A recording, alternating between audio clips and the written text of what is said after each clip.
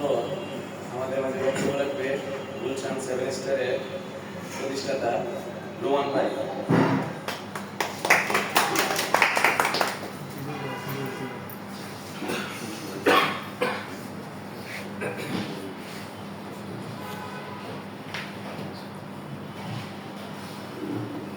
السلام عليكم ورحمة الله وبركاته.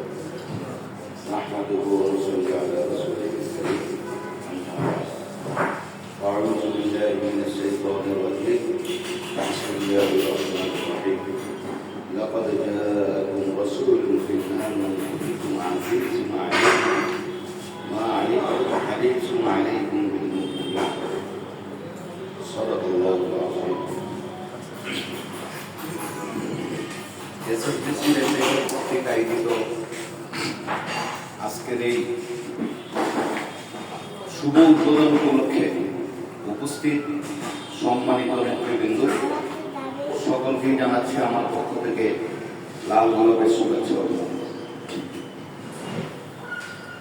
Rent a car আসলেও আমরা যারা মোটর ডিপার্টমেন্টে চাকরি করি বা মোটর ডিপার্টমেন্টের সাথে জড়িত, রেন্টেকার খোলার একমাত্র উদ্দেশ্য হচ্ছে আমাদের ঐক্যবদ্ধ হওয়া।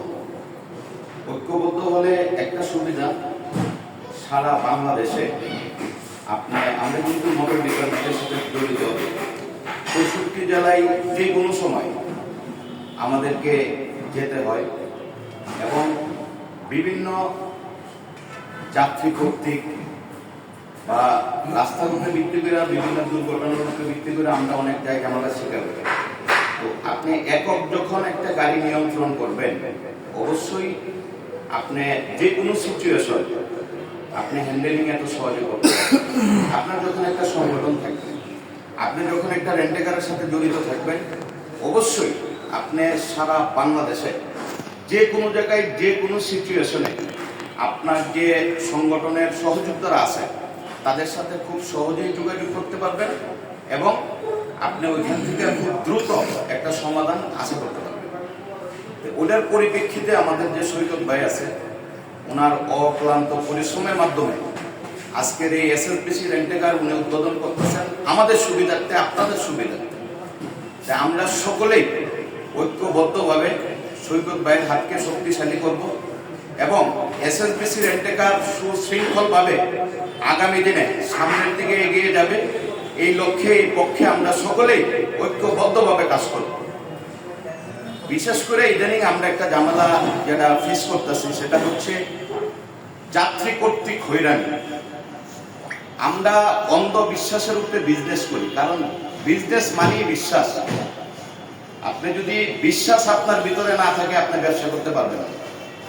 আমরা সবসময় অপরিচিত লোকদেরকে হ্যান্ডেলিং করি, তো বিশ্বাস করার বিকল্প কোনো কিছু নাই। তারপরেও ব্যক্তিগত সচেতনতা বলতে কিছু আছে, সেটা হচ্ছে একজন আপনার যতই পরিচিত থাকুক, আপনার একটা ট্রিপ দিল, আপনি তার উপরে অন্ধের মতো বিশ্বাস করে আপনি ট্রিপটা কমপ্লিট করতে চলে গেলেন। বিষয়টা কিন্তু এরকম না। যেহেতু আপনার গাড়ি আপনি নিজে ড্রাইভ করবেন, এখানে আপনারও কিছু সতর্কতার ব্যাপার আছে। যেরকম পার্টি গাড়িতে উঠানোর সময় আপনি যদি যাত্রীরা নিজের থেকেই বলেন যে আমি একটা ছবি তুলতে চাই, এটা আমাদের অফিস ফর্মালিটি, তখন কিন্তু যাত্রী ভিতরে যদি 2 নাম্বারই থাকে সে কিন্তু আপনার সহজে ছবি তুলতে দিবে না, সে আপত্তি করবে। এরকম এক ঘটনা আমার সাথে ঘটছিল।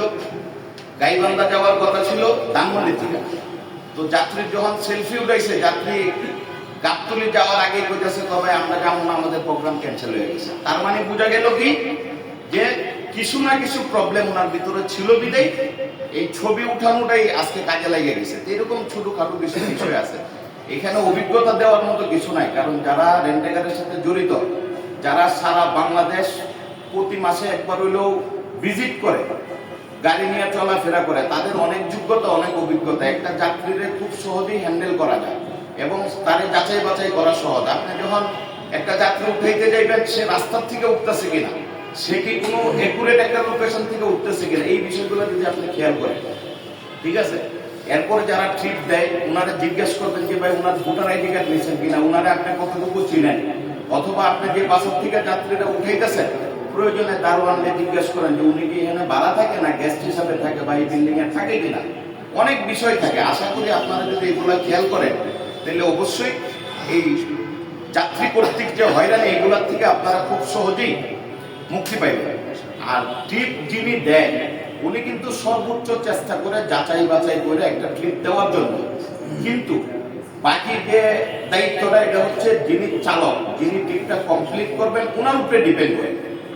যিনি ট্রিপ দিছে ওনার উপরে ডিপেন্ড করে অন্ধবিশ্বাসের উপরে যদি আপনি ট্রিপ কমপ্লিট করতে গিয়ে কোনো ঝামেলার শিকার হন, আর ওই দায়িত্ব যদি যিনি ট্রিপ দিছে ওনার গায়ে চাপায় দেন যে ভাই আপনি চিনেন না জানেন না কেন দিলেন।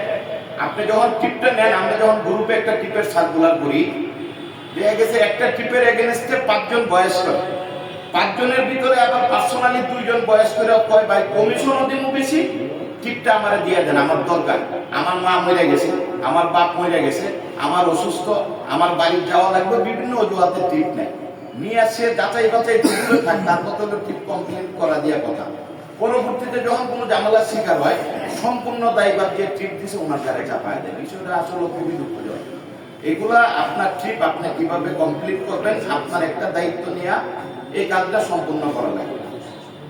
আর সংগঠন বা ঐক্যবদ্ধ আমরা কেন থাকবো শুনেন, সংগঠন হচ্ছে এরকম একটা জিনিস যেটা হচ্ছে আপনি যদি মোটামুটি 10টা ড্রাইভারের সাথে বা 10টা গাড়ির মালিকের সাথে বা 10টা রেন্টেকারের সাথে আপনার যোগাযোগ থাকে, ওই যে আগে বলছি আমি, যে কোনো জায়গায় বিপদে আপদে আপনি কিন্তু মানুষগুলোর পাশে পাইবেন, কেউ না কেউ আপনার উপকার করবে এবং আপনার একটা সাপোর্ট দিবে, আপনার একটা সাজেশন দিবে যেটা কিনা আপনার জন্য অনেক উপকার।